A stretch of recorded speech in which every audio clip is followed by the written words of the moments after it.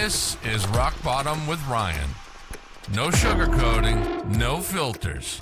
The pain, the chaos, the truth. No bullshit. Just recovery.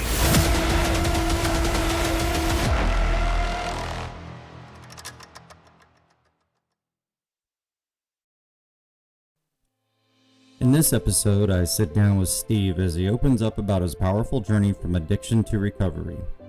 He shares not only the struggles with alcohol and its impact on his relationships, but also the turning point that pushed him towards change. Steve talks about the importance of self-respect, boundaries, and authenticity, as well as the role of support systems in community and healing. From finding purpose in new hobbies to starting his own podcast to share recovery stories, Steve shows how recovery is more than just putting down substances. It's about emotional growth, redefining what it means to make amends, and creating meaningful connections that can transform a life. Let's get into it. I'm Steve. I'm born and raised in southwestern Ontario, so Canadian. I normally just, when someone asks me where I'm from Ontario because I've been all over the place. We moved so many times when I was younger that I've lived in northern Ontario to just outside of Toronto in the suburbs to the country just outside of London, Ontario to Sarnia, Ontario. So like there's a whole bunch there. So I'm from Ontario.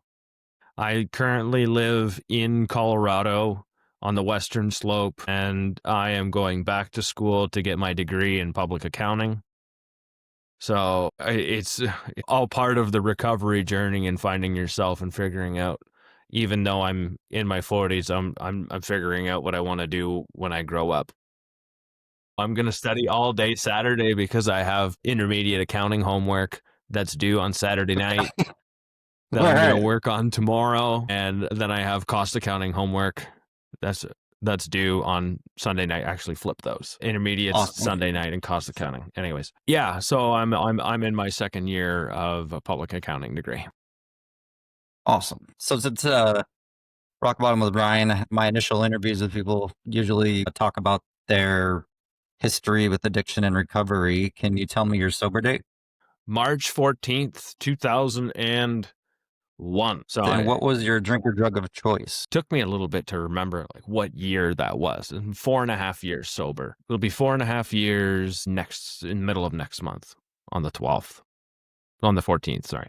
Anyways, drug of choice was alcohol, alcohol. It was alcohol and cigarettes. I never got any heavier than that. I smoked a little bit of marijuana, but it was never anything. It wasn't what suited my fancy. I hated the anxiety I got from it. I always stuck with booze because it was the liquid that made me feel fun. It made me interactive. It made me outgoing. We all call it the liquid courage, right?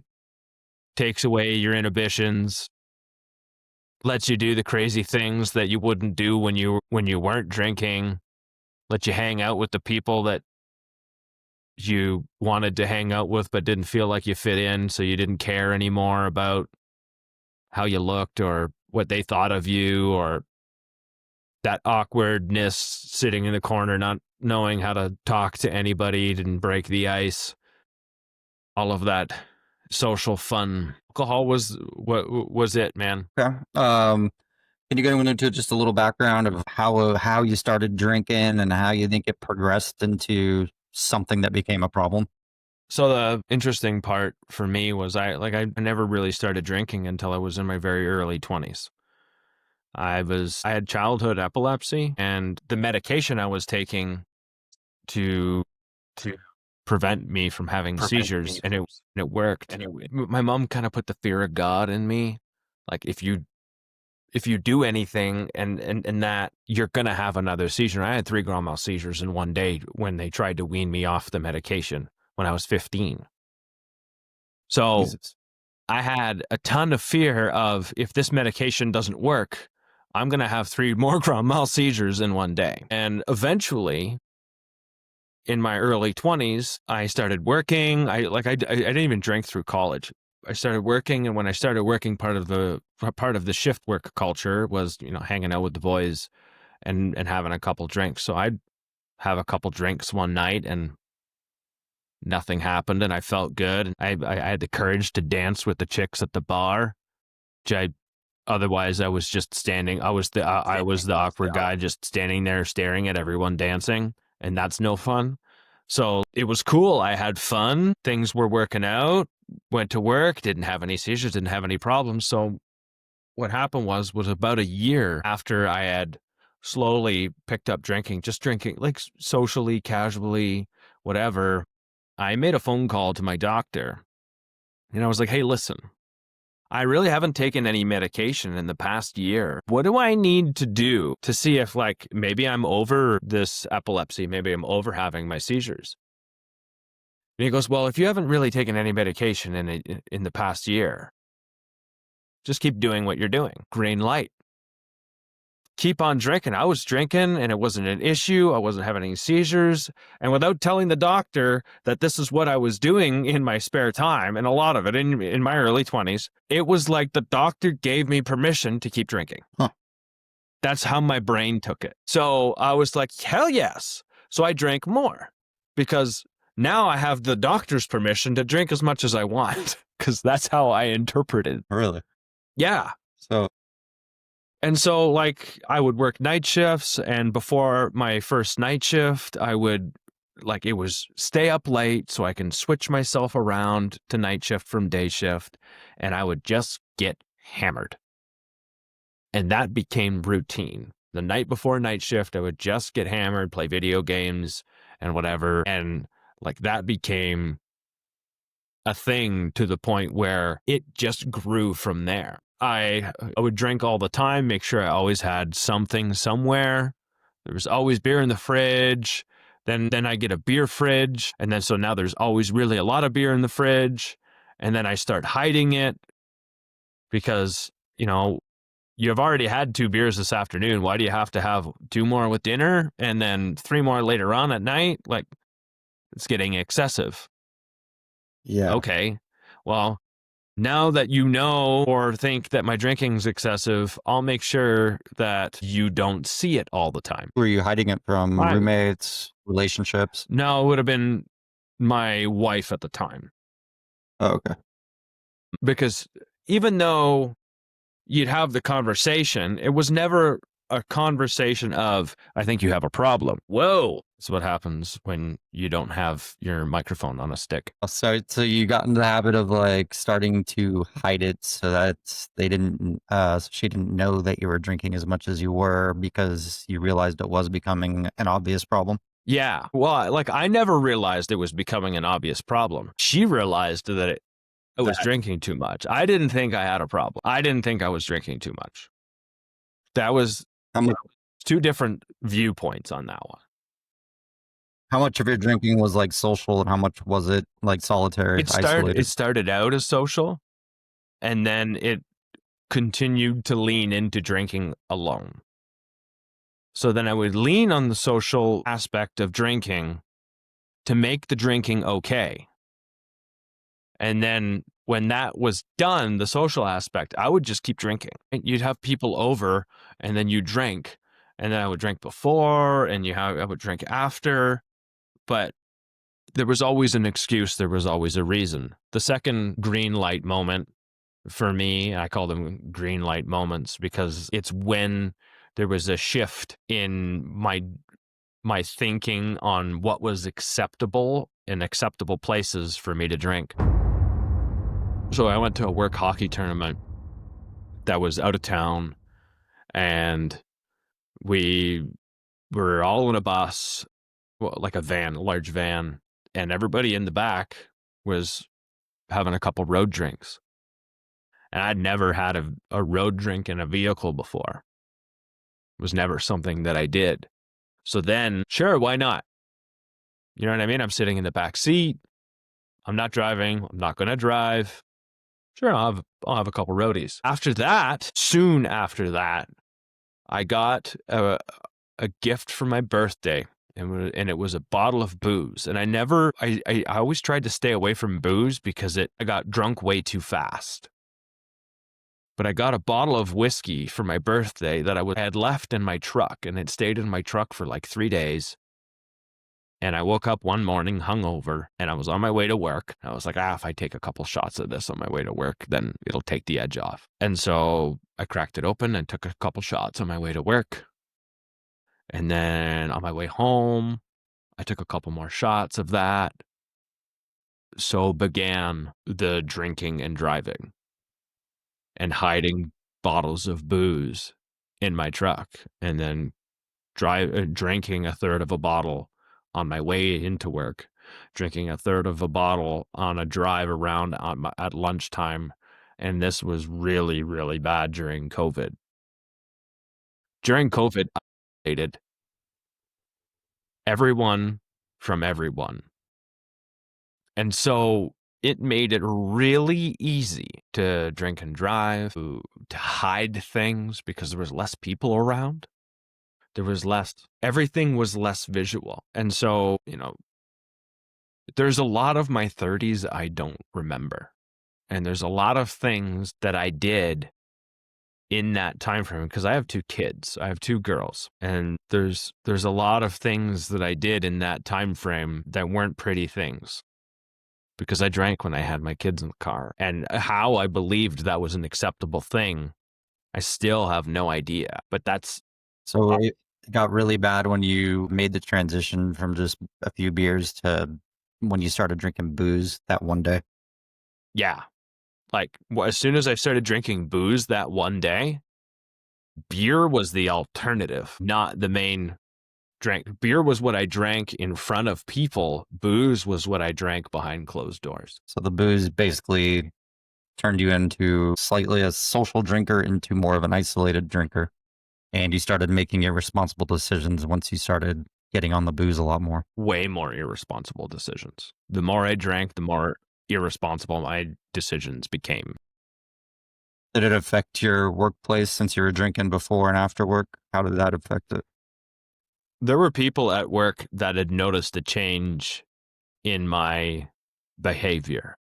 Like, you can imagine during this time, I worked at the same factory for 19 and a half years. During that time, there were lies that I was really good at telling myself. Like, I was just like a high functioning drinker.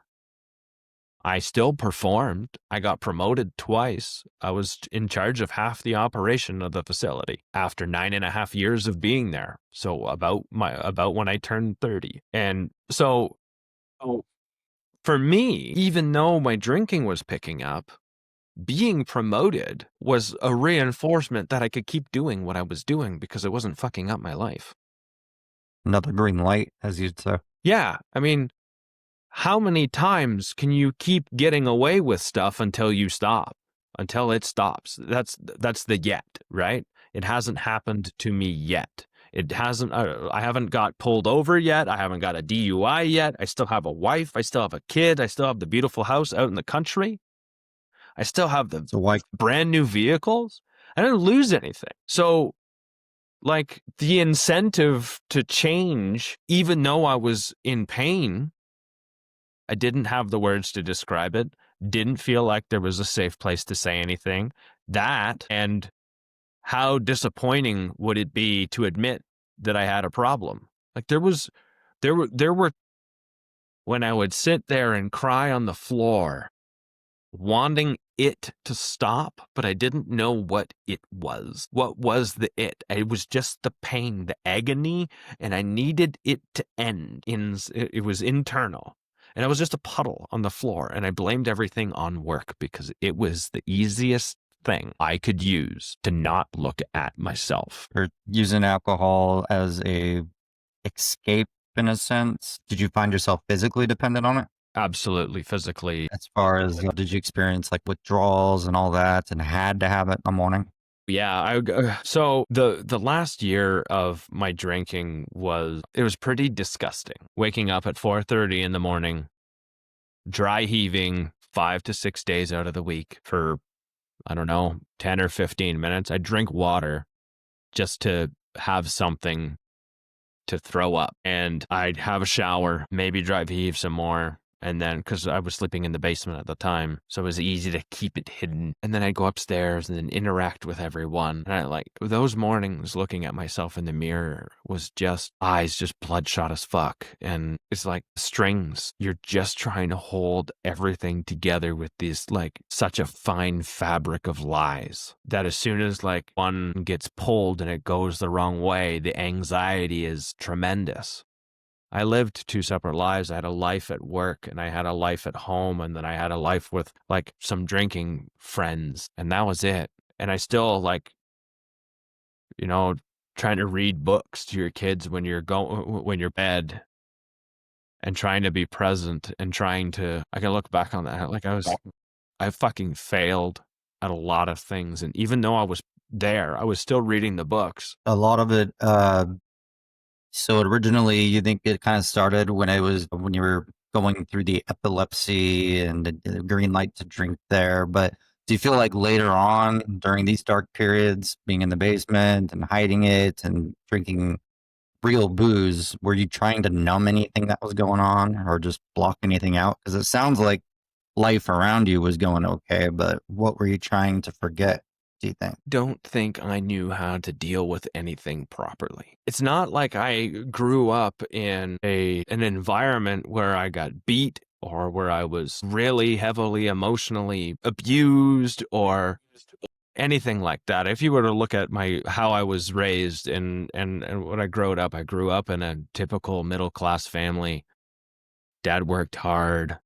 Mom stayed home sometimes, and like they did the best they could. And I can't really knock them too much for not being able to provide, right? Not trying. I mean, I can see where my not good enough comes from, because it comes from not being able to meet. It was almost like my father's demands for my success. I was never, no matter what I did, it was like I was never celebrated. It would have been awesome to be celebrated for achievements and stuff like that. But instead of, I remember saying, like, when is what I'm doing ever going to be good enough? Because it definitely felt like no matter what I achieved and how much I was doing, it wasn't sufficing the world around me. So I got angry at it all. And I'm not even an angry person, but it would come out in little outbursts, mainly at work, because that was the safer place to outburst. But go ahead. So you just kind of had this mindset that you weren't able to meet extra high standards that were set forth by your dad. So it was kind of like you applied that to everything else too. Yeah, and I mean, I looked for it in my relationship too, right? I was given extra high standards in that, and the mindset that I had was, if I couldn't meet your standards, why bother trying? So I guess if we're going to look at it, then it was numbing the feeling of being a failure, even though I was doing all of the things. Okay, that makes sense. Right? When you can't meet the expectations of everyone around you, it just doesn't feel good. Yeah. When it's always your fault, it doesn't feel good. And how much of that is literally it being your fault and you just thinking it's your fault because you have that negative mindset? Right. Yeah. And so... And it's... Yeah. Yeah. A lot of gray areas there, because I had similar growing up and having my father having high expectations for me, and a lot of times I didn't feel like I met them, and maybe he wasn't doing it intentionally, but I always had to set my standards high. Like I've been told even in relationships as an adult that I set my standards for myself too high and I do too much. So one of the things I've learned, and it always makes me flash back, was like, none of this happens quickly. None of it happened quickly. It was, over the course of almost 20 years, 18 years before I quit. And it's like death by 1,000 cuts. The level of self-abandonment at the end was extreme, to the point of an internal kind of pain you just can't describe, because I'm so separated from who I actually am. I've given up all of the parts over time instead of saying no. I said yes. The feelings come with the words of the nice guy finishes last. And even though you say yes to all of the things, thinking that that's going to be where I get the love and affection and whatever, it's all momentary, and it's all at the cost of parts of my authenticity, which I couldn't put words to, not even close. I can put words to it now. There's some days where I'll be doing some self-reflection and the light bulb comes on and there's parts of my past that play like a video in my head.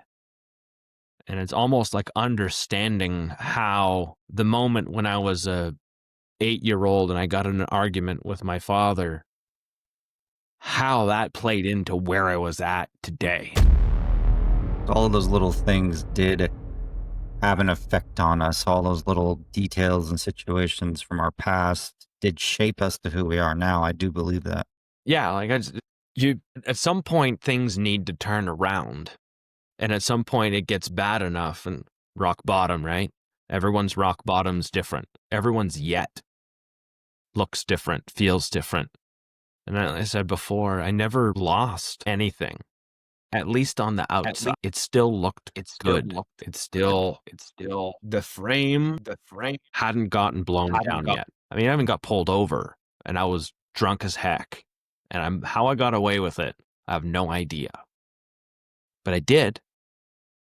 I lit a cigar, and I hoped that kept the police away, far enough away to make it work, and it did. I don't know how. But anyways, it was a Sunday night, and my ex-wife now, but wife at the time, found my credit card bill and decided to take a look at it. She had looked at it earlier in the afternoon, and we had people over and everything like that. And she managed to keep her composure until later on in the day. And she found $800 worth of purchases of booze on that credit card for the month. And we had separate credit cards, so it was fairly easy to keep it hidden, even though I would try and check the mail on a weekly basis to make, or not a weekly, about, that it was that week that bill was going to come in the mail. And I was going to make sure I was going to try and pick up the mail that week, so I could be the one in control of that. Yeah. And that was the one thing that I never switched to online billing, where I would just be an email to keep it hidden. I would just panic about it. And so she approached me and she handed me the bill and she was like, "Can you explain this?" And at the time I had a buddy who we both knew had a problem with alcohol. And so she gave me a way out, because I think she didn't want it to be true. And so I had to decide if I wanted to create another lie and carry it, or start telling the truth. So I contemplated it for a brief moment, and then I didn't want to throw my friend under the bus. The lie just got too big to carry. The lies got too big to carry. And so I started telling her the truth. And it was very, like, you can imagine from both sides, or from her side, like, fuck, I pissed. She had every right to be everything that she felt. I had 3 bottles of booze because she asked me about, I told her all about the drinking and driving and in the truck. And there were moments where she would be like, "Were you drunk this time?" Absolutely. I had a cop come to my front door once because I picked my kid up from daycare, and I picked her up and she was right here on my shoulder, and I picked her up too fast, and it was a couple too many sheets to the wind, and right after work, and she went right over my shoulder. As a scream that I'll never forget. And thank God my kid's okay. But a cop came to my door 2 days later wondering, because I was reported by some of the parents that were there that I was drinking. Well, they can't prove anything, but it's kind of embarrassing. And none of those moments, even throwing up blood a couple of times, were ever any moments that made me stop and think I needed to change something. It just scared me enough to stop drinking for a couple of days. Even waking up. Do you ever wake up with bruises around your liver? Yeah. You like wonder where the hell that shit came from? Yeah. Like black and blue, and you're like, what the fuck is going on? And then you Google it, and you're like bursting blood vessels because you're drinking yourself. And then you feel that pain even more when you're dry heaving and coughing up blood. Mm-hmm. So it's the trifecta of problems. Yeah, it just gets worse. Anyways, I started telling the truth. I called in sick the next morning to work because I was hungover as hell, probably because the 3 bottles of booze that were still in my truck, I dumped out, and those were my last drinks. because every single one, I knew there was 3 of them, so I made 3 separate trips. Like, this is how bad you don't want to give up your alcoholism, right? These are the last ones. So I'm going to make the best of these last drinks as I can. So I grabbed one, chug as much as I could in the garage, went into the kitchen, dumped it out, put it in the recycle bin, went back out, grabbed that full bottle, drank as much of it as I could, dumped it out, and did the same thing with the last one. And as I was pouring that last one and chugging it, I'm going, this is the last drink I'm ever going to have. That's what this is going to look like. I didn't want it to look like that. I would have liked it to have looked way different. Some sort of like magical whatever fucking moment. You know what I mean? Didn't end up that way. You don't end up with a magical moment where when you're drinking is already that bad. But that was the magical moment. That was the moment where I decided that enough was enough and I wasn't going to carry the lies anymore. Called into work the next day, talked to HR, told HR I had a problem. I didn't know how I was going to fix it, but it was going to be something that I was going to work on. And I said, I need your support and I don't know what that's going to look like. I Googled AA meetings, and this was right in the middle of the pandemic. So I sent an email to an AA meeting that was that Monday night, which was March 14th. 2021. It was that Monday night, sent an email saying it's my time to put the bottle down. I still have the email. And I went to a meeting that night on Zoom, and I was hungover as hell too, but I was surprised as fuck. I showed up to this meeting on Zoom, and it was this guy's 45th sober anniversary, and they were celebrating it. So there was like 50, 60 people there on Zoom, smiling, laughing, joking, giving each other shit, and celebrating this guy. His name was Barry, and he won't mind if I talk about him. Celebrating this guy, Barry, in his 45 years of sobriety. I didn't know my ass from the hole in the ground. I had no idea other than I saw one dude live 45 years and not have to touch booze. So he showed me it could be done. That's what I thought when I saw him, when they celebrated him. 45 years? 45 years? Okay. It's not going to be as bad as I think. So that man gave me hope. More hope than I ever thought I could probably get out of a moment like that. I got 4 guys' phone numbers through Zoom that day, and I wrote them all down, and I wrote the first one down wrong. And I made a plan to go to 4 meetings a week over Zoom. And the next day I went to work, and I managed to drive myself to work and get there without a problem. But on my way home, couldn't start the truck. I was stuck in the parking lot. I was going to have to drive past the liquor store on the way home. I was going to have to, I was fucking terrified, dude. Terrified. What was I going to do? How I was going to turn around? I had no money. She took my credit card. She took my money. I had nothing. I could not purchase a thing. But one thing I know is if I want it bad enough, I will find a way. I found a way every other time. Not having money and not having anything else wasn't about to stop me. So I sat in the parking lot, terrified and crying, and I called the first number. I still had to get home, but I didn't know how to get home and not drink. First number didn't work, so I called the second number. Doug picked up the phone. I was in tears. I was terrified. I was ashamed that I couldn't even figure myself out, that I was calling up a dude and telling him that I couldn't even drive home. He talked to me every night, every drive home for the next 4 months. And he answered Monday through Friday. It's incredible. You had the right support from the get-go. That very first week, Tuesday, I called up my parents and I told them I had a problem, that I was an alcoholic. It was the only thing I knew to call myself at the time. That I had a problem, that I needed their support, but I didn't know what that looked like. In tears, full of shame, being vulnerable too for the very first time. Why couldn't I hold my own shit together? Talk about being a disappointment to mom and dad. The one person that you've tried to get that love and affection from by achieving. This is not an achievement. Then I called my sister and I told her. And then I invited my in-laws over for dinner because they just lived 8 minutes down the road on the Wednesday. We sat down and had dinner. And I said the same thing to them. I have a problem. I need your help and I need your support. And I don't know what that's going to look like. And so everyone around me that was close knew. I haven't had a drink since those last 3 bottles that night. I went to AA for the first 4 and change months. It was like clockwork. Didn't miss a meeting 4 times a week. And then I kind of felt boxed in. It felt like there was something more that I was missing, that it wasn't like I got a great foundation out of it, but like I felt confined. And so confined by the steps and the rules and these things and whatever. So I started branching out. I found this other community online through an app called I Am Sober, and I had shared a bunch of my story on there in posts. And there was people on there that had started their own little Zoom meetings. One August morning, I decided to, and it was on a Saturday, and I was home by myself, and I decided to hop on there and see what that meeting was about. I was at home, and I had taken to making bread thing I made.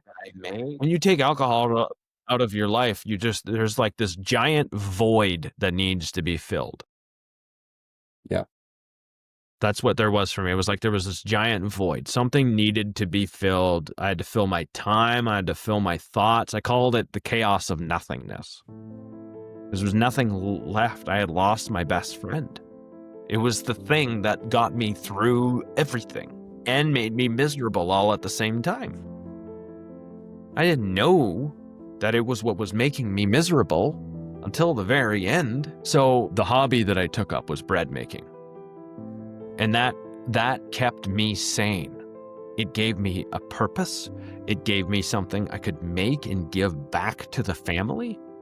And they would get excited about it because who doesn't love fresh bread? True. Right? Like, and then the loaf would come out, and then you chop off the ends, and the kids would get excited, and you slather that sucker in butter. So like, I got joy out of it because I could give something to. I also got joy out of it because in that chaos, I had purpose. I had the meticulousness of prepping everything and then still cleaning up the mess. And there was this whole like a little delicate dance that I was really enjoying in making bread. And so that's how I kind of filled my, like literally I'd make like 3 loaves on a Saturday afternoon because I was still obsessive. I was still really good at going all in on stuff. You know what I mean? Like all or nothing, black and white. I'll make bread for everyone. And I did. No half-assing anything. No half-assing nothing, dude. I started swapping out my AA meetings with this community because they had a bunch of meetings throughout the week too. And I started hosting meetings there, and I started becoming a much greater part of that community. And where they held meetings, they still got a chance to share, but it was a little bit different than like, shut up, here's your 3 minutes. You could talk about your problem, and you didn't just have to go to your sponsor for feedback. You got feedback right there. You got to share everything with the people, and you got to have this really great conversation. And I had so many freaking light bulb moments from that August to about a year after that, because this little group that we would stay up until the meeting would start at 8:30, and I would stay up until 12:30 midnight, and there would be this small group of people still chatting and sharing life and figuring out what it was all about, and this new epiphany that you had, and you just became intertwined. And so we grew together at a rate that I could not even connect with in the AA community. Not in the way I was there, especially over Zoom.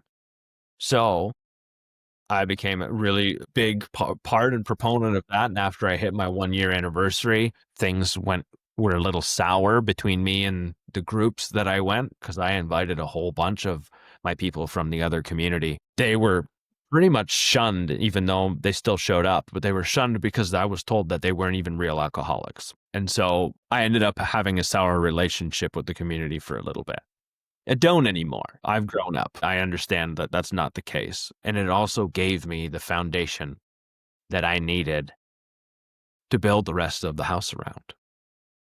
So partway through that, I started my own recovery podcast because those breakout rooms in those meetings were something that were so profound to me. And one of the people that I met there, Julie, that you'll get a chance to meet soon, her and I became best friends really quickly. And we decided to start a podcast that was based around what those breakout rooms were like, because she had just as many epiphanies in those breakout rooms as I did. And so we created a podcast that was basically those breakout rooms. Her and I invite 2 to 3 guests to join us and talk about a topic related to recovery. And even though we were still super early, I was a year and she was 6 months, we decided to give the whole podcast recovery thing a shot, and we're still going about it today. The learning experiences that you have shape the things you believe in and shape the things that you want to share with the world. I think everyone at some point in their recovery, when they start realizing and start waking up, and maybe it's just me, but if you get far enough along, you almost have this period of evangelism, right? Where you're just like, recovery is fucking amazing. Why doesn't everyone, even sober people, start doing this stuff and start learning about themselves and start figuring themselves out and start, you know what I mean? Like, they should teach this stuff in school. And to be honest with you, I think they should teach like emotional intelligence in school, because I didn't have any near to the level that I have now. And I realized that comes from a whole hell of a lot of self-reflection. Like, I have to look inside before I can even try and empathize and connect with other people. And when I was so disconnected from myself, the only thing I was connecting with was the image of myself that I was giving everyone else, and they were connecting with that. So I never got the feeling of belonging. I only tried to fit in. And those are two very, very different things. You don't get anything from fitting in. You get confirmation that your mask is working. So well put. That's all you get when you fit in. When you belong, you get confirmation that your authenticity is valuable and it's valued where you're at. It's a hard lesson to learn. Yeah, it does require you to dig extremely deep and get to know certain aspects of yourself that you're, at least for me, that I was putting that mask over, that veil I was wearing for so many years. And it's like, once I finally ripped it off and was like, man, I'm comfortable in my own skin, I just had to embrace it and find my good qualities and roll with them, and I'm so happy I did, because like you said, life is so good. It is, but you don't know that your self-worth is in the shitter. You can't identify with it. At least I couldn't. I was too far separated from myself to even fathom putting words to a lot of those feelings. I couldn't put words to a lot of feelings overall because I didn't have the language for it. I didn't share it with anybody. I never had anyone to reflect what they see in me back to me, even when I was in tears. I've said this on every other podcast that I've been on. I said this on my own, and I'll say this to anyone. Strangers saved my life, because if it wasn't for strangers, I wouldn't be here. They have stopped so many yets because they had faith in me when I didn't. Those people don't even realize it. It's why we need to try and just be good people when people are mean and pissed and whatever. They have their own shit. I'm not perfect at it, but it's one of the things I strive for. I was that mean prick too. I didn't deserve people to treat me nicely. You don't if you don't treat other people nicely. You deserve to be treated like a human being. For sure. But if I'm going to act like a fucking turd, you have every right to put boundaries around me. You don't need to treat me with kindness. Being in those places, even though you want to feel loved and you want to feel accepted, is really hard to ask someone to give you respect when you cannot respect yourself. Does that sound fair to you? Like, can I demand respect if I'm not going to give that to me? Only when I can give it to me first, because I know my value, and it has to be in the right set of values, and it's taken me a long time to learn this. You don't have to get involved in the drama. You don't have to put yourself in the middle of it. You can just walk away. I can learn to leave in love. That's a form of respect. It's a really hard thing to earn back. Some people get lucky when when your alcoholism damages the relationship bad enough and the lies and everything else.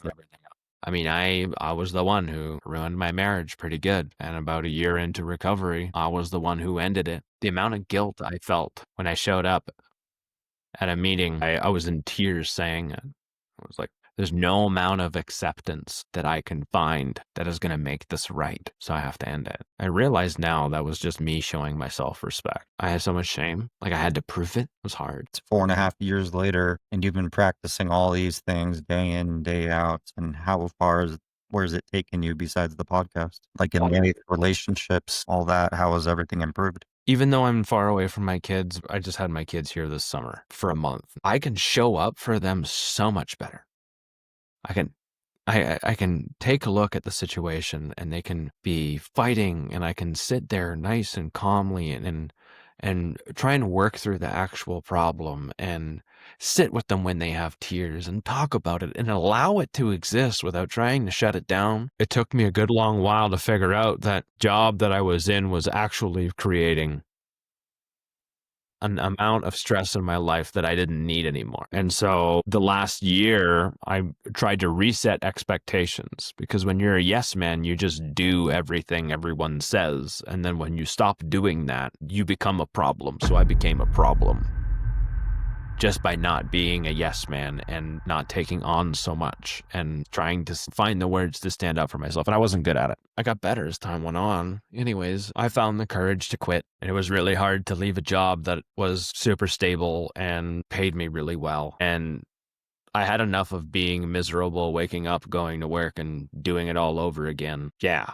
And this time it was sober. It wasn't like anything else. It was sober, and it was sober for a good 2.5 years. Just over 2 years. Do you think the sober mindset that you developed gave you the inner confidence to, not be a yes man anymore and be like, you know what, I'm meant for something better than this? I don't know about you, but in recovery, I cried a lot.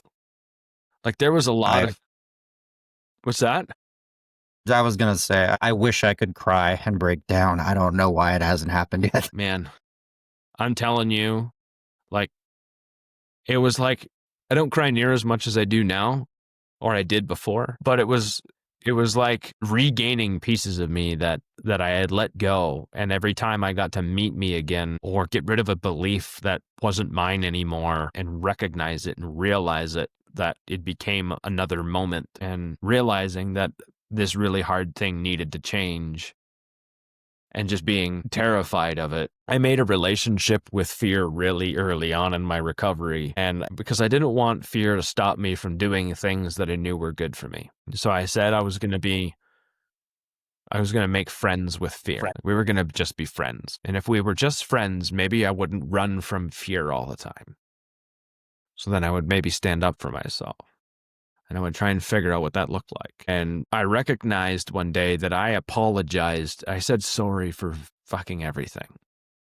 And every time you say sorry for something, you minimize yourself when it's not in the right context. So true. And so I wrote the definition of sorry down. I wrote down my definition. I Googled it. I did some research. What was something that I could hold on to and hold myself accountable for? And then so looking that up, I ended up writing down what my definition of sorry was going to be. And it goes a little something like, I'm going to apologize for things that I made a mistake for that needed to be corrected. So if I needed to apologize and say I'm sorry, and it was going to come with an action based on what I was apologizing for. So if I was rude in a situation and it was a mistake that I needed to own, it was an apology that came with words that said, this is what I'm going to do going forward. Corrective action.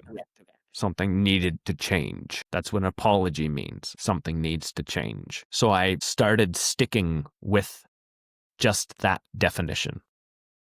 And I used it as an experiment. What was going to happen in my life if I just stuck to that definition that I wrote? Something needs to change. I need to do something differently.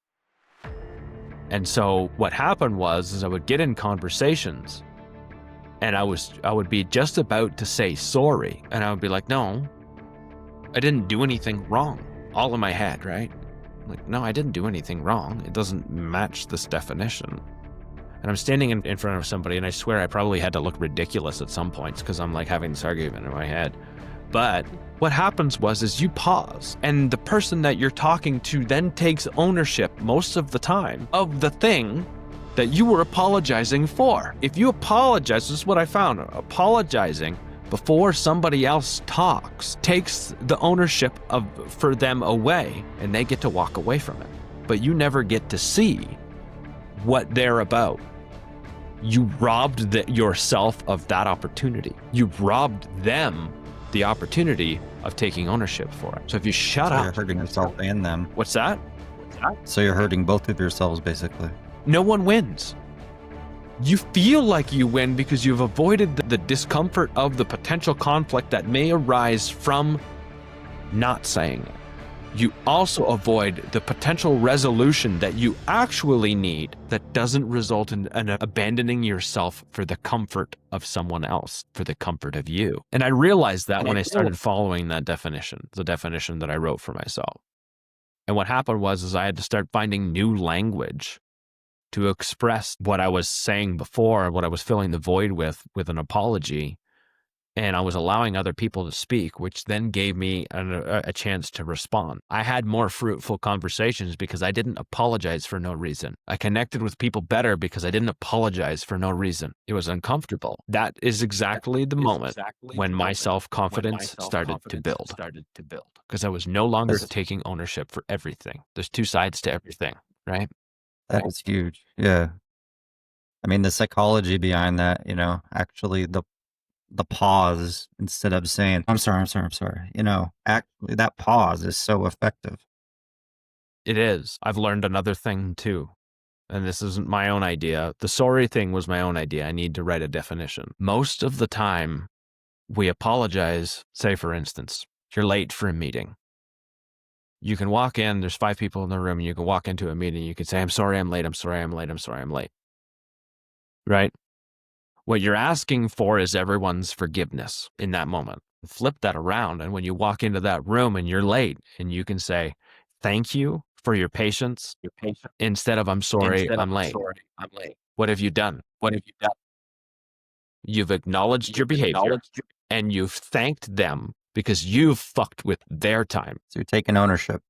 It's a completely different way to walk into that situation. If I start asking them for their forgiveness, I'm asking for them to give, right? There's an energy exchange in everything. But if I walk in and I say thank you, I'm giving to them because I've already taken from them. When I'm late, I've taken their time. So I need to thank them for that. So I've learned to say thank you more often than I apologize, even though it still may mean that I need to change my behavior. Okay. But it's all about the delivery, how you say it, what situations you say it in, that mean that you're taking ownership and giving them something at the same time, which helps with confidence, helps with assertiveness. Yeah.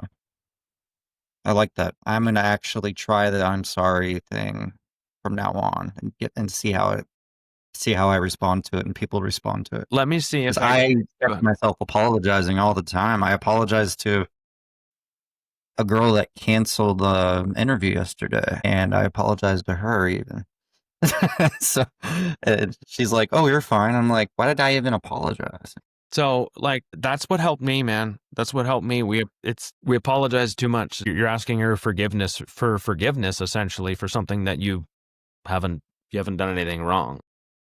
Yeah, and that's an unfortunate habit that a lot of people have, apparently. So I did too. I'll see if I can pull up the journal entry that I wrote.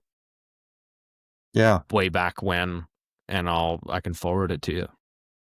Yeah, I mean, I could do a whole episode on apologies, like how empty apologies were in the midst of addiction. Oh my God. 100%. I'm sorry I did that, but I'm just sipping out of a bottle as we speak. Right. You apologize with no expectation of yourself for changed behavior. Exactly. And change behavior is everything. I mean, that's what we learned in treatment too. But yeah, I like your theory on apologies. Something I want to practice starting now. Is there any other like advice or opinion you'd like to give on anybody that's listening and struggling right now with their addiction? Maybe hasn't hit rock bottom yet, or hasn't, you know, broken through that rock and hit a lower rock bottom. Is there any advice you'd give? I'm gonna go right back to strangers save my life. One of the scariest thing that I had to go through was talking about it.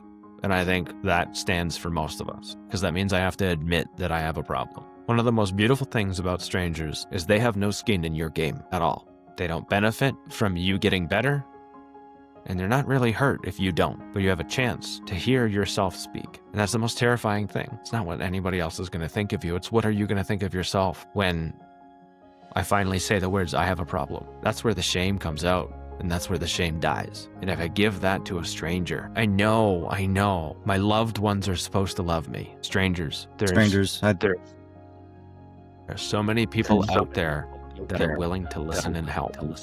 All you have to do is reach out. It has to be you. It has to be you that says, hey, I want to talk. I'm ready to talk. You can't expect anyone else to do it for us. But there are so many fucking people out there that are willing to help. And for me, my best friends right now were once strangers that were willing to listen when I asked for help. Strangers saved your life. Reach, so people can reach out and not be afraid to reach out and talk about their problem, and they won't be judged. They will be helped. Is that what you're saying? Yeah, man. If you think about trying to talk to your loved ones, and some people might be really lucky and they can, but one of the reasons why I didn't was the fear of judgment and what was going to happen to our relationship, because I felt like a failure. It's really hard to be a failure to a stranger that you owe nothing to, that they owe nothing to you. It's really hard. When you start out with a stranger, there is no value on either side. You get to create a connection, man. So important. Everything. So important. So important. Is there a quote? I like to have my guests share a quote that they like to live by, or something that stands out in your head right now. Is there something you would like to share as far as that goes? Mm-hmm. It's written on my whiteboard over here, and it's by Corey Muscara. Do the work or spending life quoting the people who did. Never heard that, but I love it. And so, yeah, it's one of my favorite quotes. Do the work or spend your life quoting the people who did. Yeah. So, well, one of my goals is to maybe one day be quoted, because then that means I've done the work, and that means that I've made an impact somewhere. And that is part of one of the things that has become my purpose, a mission. That's what that is. Forged in Silence podcast. You're going to be a guest on that one too. I'm excited. You've given me a very powerful message and had an impact on me just in this conversation. So it's really opened my eyes a lot on a lot of things about when it comes to self-confidence and how to approach people and how to approach your problems and how to look at them and channel them into something good, especially about apologies. I find that so fascinating. It blew my mind on how that changed the way I communicated, the way I felt about myself, and my relationships overall. As soon as you stop saying sorry, you stop abandoning yourself verbally. There's a lot of things that I believe, and I believe that our words are extremely powerful. And saying things with conviction too. Yeah, our subconscious listens to everything that we say. Your brain doesn't know what's real and what isn't. You get to create that. Think about the power that you have to create your own reality just with your own words. You can create an entire belief system just by the way you speak. And by the way you speak can show people what your belief system is. You got me thinking very hard. I'm telling you, Steve, this is powerful stuff. I don't want to have words that come out in unintelligently or, wasted words, as we'd call it. I would like something to have an effect on whoever I'm talking to. Everything we do and say fills our life in a certain way, right? And everything I do and say is a reflection of me, no matter how much I want it to or I don't want it. And a lot of the times I still I'll swear and I'll be like, son of a bitch, right? Any negative things you think about, like that negative self-talk that that you have that becomes a beast to fight because it's so easy to be self-critical. There's no other animal on the planet that criticizes themselves like we do. A dog will go fight with a porcupine, and it'll get twacked, and it'll end up with pines in its snout. It'll come back to its owner. The owner pulls the spines out, right? The dog doesn't give itself shit for the next 3 months because it fucked with a porcupine. It learns its lesson and carries on. Sometimes it doesn't. It just likes to screw around with porcupines. But you get my point. It doesn't sit there and wallow in its own crap. I can tell myself a story that makes me depressed and feel like shit and believe it. I can tell myself a story that's the exact opposite of that too. And it's taken me a really long time to figure out that I can actually bet on myself and make that a reality. But it still takes people. It takes people. I don't even have the internship that I have right now at this accounting firm is because I decided to believe in myself. I didn't pack my stuff up. I don't want to be rich. I don't want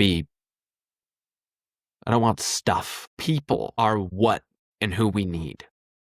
People are what we need to connect with. People are what make our life good and what make our life bad. You can surround yourself with a whole bunch of people that aren't going to help lift you up and you're going to be down. You just are. Or you can surround yourself with the people that'll lift you up and you will continue to feel better and grow and learn and figure out life. And yeah, I have my moments where I fall down flat on my face. And to be quite honest with you, I had a shit day today. I've been in a shit mood the past 2 days. I have places to fall. When I need to get picked up, I can say, hey, can you pick me up? And when they need to get picked up, they'll say, hey, can you pick me up? And it feels really good to be surrounded by people that want to see you get better. And when you do get better, they just celebrate your ass. And you get to celebrate theirs too when they get better. It's taken me a good long time to figure that one out too. 4.5 years of figuring out how to not give the fuck up on myself. How to put myself so far away from a goddamn drink that it doesn't matter if you surround me with bottles of this shit. I'll just keep on walking. I believe, and I've gone through phases, I believe you can be fully recovered. I believe that at some point in time, if you continue to do the work and you continue to figure out why you want to escape your life, because I don't want to. That guy who was 45 years sober has dealt with everything that was been thrown at him without taking a single thing to avoid those feelings. Think about that for a minute. Do you know how much wisdom comes from? I don't either because I only have 4.5 years sober. But there's a lot of wisdom that comes from not escaping how you feel. Especially in 45 years. I can't imagine. But I know when I sit down and talk to talk to people that have been around the block for that long, they have a shit ton of wisdom because they haven't escaped a goddamn thing. And what have they done? They have done things. They have put their words come with action. I can read 30 books and do nothing about them, and all I've read is 30 books. I can read one book and take it seriously and put actions behind some of those things that you read in those books, and I can learn a shit ton. And so I decided to figure out how to articulate my emotions because I learned that if you articulate your emotions wrong, you're going to feel them wrong. You send the message to your brain and heart into the thing. So if you live in happy, sad, and mad, you miss out on everything else. You miss out on joy, you miss out on awe, you miss out on wonder, and all you do is call it happy. Happy comes and goes, it's wisps. Happy comes when you do the things. It's why it's really fucking hard to be happy when you're sitting on your couch. So you firmly believe that the rest of your life is going to be day by day still working, but you do believe that you can actually use the title of recovered. Yeah. So it's cool. I like that refreshing idea. The way I look at it overall, if I'm going to try and explain it and articulate it in words, I don't jump off bridges. It's not a thing that I do, right? I don't drink. It's not a thing that I do. I don't Sorry drink. about that. Yeah. So if I don't jump off bridges, if drinking is just like jumping off a bridge, I don't do that either. So why do I need to identify as recovered? This whole concept, do you want to know where this whole concept came from? I went to a recovery meeting, a recovery rally, and I heard this lady talk about, she introduced herself as a woman in long-term recovery, and she's been sober for over 25 years. And the thought that crossed my mind, even though that's an incredible accomplishment, is How, after 25 years, are you still a victim to your addiction? Yeah, you conquered it. Right? Yeah. And then you'll get the argument of, well, then go ahead and have another drink. I don't do that. I don't jump off bridges. I don't drink. You're not going to say, well, then go jump off a fucking bridge. That's idiotic. I'm not going to drink. Exactly. Do you know why? Because I'm way better as a person without it. I'm way better as a person if I don't jump off a fucking bridge. So no, I'm not going to go and have a drink.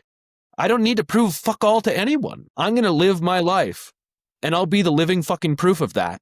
From here on out, my goal, very, very early on, was to put a drink so far away from me and my future that it was something I never wanted to turn back to. It's not a part of my life.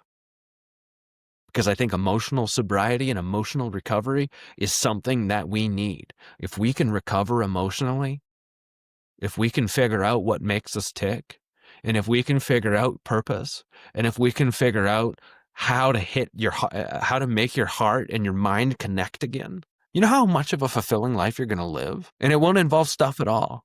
It'll involve relationships. It'll involve people. It'll involve sharing experiences. So no, I don't drink. And yeah, I think you can be recovered. I think it's possible. I like that refreshing perspective, just because all you hear is, no, it's everyday job for the rest of your life. You know, you hear that all the time. Okay, so here's an argument I pose to you. Somebody who doesn't have a problem with alcohol, they decide to not drink. It's not something that they do. What do you think they do? At some point, where do you hit normalcy, right? I got a buddy who he doesn't have a drinking problem, right? They all practice some sort of self-care. They all have things that they do to keep their own mental health in check. They've just made a conscious decision to not run away from their life. And that's what it is. So I could be a victim to my addiction. I was an addict. I was addicted to alcohol, and I used it to soothe my pain 4.5 years ago. You can say that I'm still in recovery, or you can say that I now have created a daily practice and a daily routine, and I do certain things that are good for my mental health and that are going to keep me in a spot where I don't need to run from my life. And I'm going to keep owning the things that I need to own. And I'm still going to work on those healthy habits, because now that I've created them, I firmly believe you can rewire your brain and you can rewire your habits.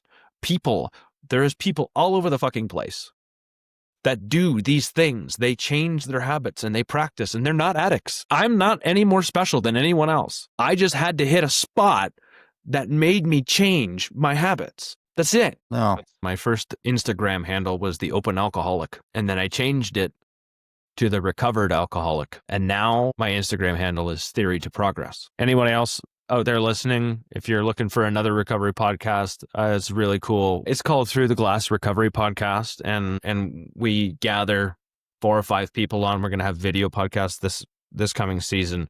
Ryan is going to be on it. He's going to book an episode right after he's done this, and it's going to be an exciting one because we're going to talk about anxiety. But anyways, we have a group conversation where we pick a topic about recovery. So there's that podcast and the Men's Mental Health podcast that myself and a buddy just started this past February called Forged in Silence. And it's a men's mental health podcast where we talk about the issues men face, but rarely talk about. And we get men on that are like Ryan, that have, we all have a history. We have things that we don't want to talk about. And are we ever lonely people right now? And I think it's important that we show other people that it's okay to have the courage to talk. And so, that podcast is very much, let's break down the stigma and share some honest conversations with men. Rock Bottom with Ryan. No bullshit, just recovery.